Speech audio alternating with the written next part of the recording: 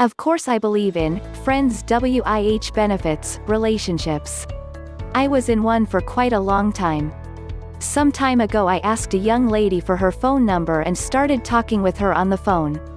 After a couple of really good conversations I asked her out on a date. We went out and had dinner and had what I thought was a pretty good time. But it turned out not to be the case for her, as she basically ignored my next couple of calls and texts. So after a couple of days I figured she obviously didn't have as good as time as I did, so I sent her one last test that went something like, "Looks like we weren't as good a match as I thought, so thanks for the time you shared and maybe we'll connect in the next lifetime," and then I stopped contacting her.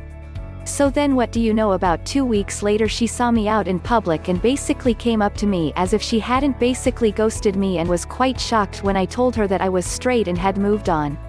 Upon realizing that I was serious, she asked me out and said I wouldn't regret it. So due to her new enthusiasm we went out again, and this time good times were had for all. The only thing was, something was different. Her initial rejection had caused me to lose the romantic want to be in a relationship with her, and I kind of logged off on the relationship, but keep in mind this is after we had already had all types of fun together. So our places flipped. She basically wanted to get into a relationship together, but I didn't anymore. But she was cool people, so I continued hanging out with her and talking to her. So over time she came to the realization that the boyfriend-girlfriend option was no longer available, but the friends with benefits was still very beneficial. She ended up becoming my best friend, with benefits, and it was real. We talked every day on the phone and hung out together 2 to 3 times a week. After getting to know each other really well, we eventually started telling each other that we loved each other every time we spoke, but it was in a best friend, appreciative way as opposed to a romantic type of way. This went on for years and was genuine until I met my ex-girlfriend, with whom I was hanging out with my bestie on the night we met. Initially my girlfriend stated it wasn't an issue that my best friend was a female.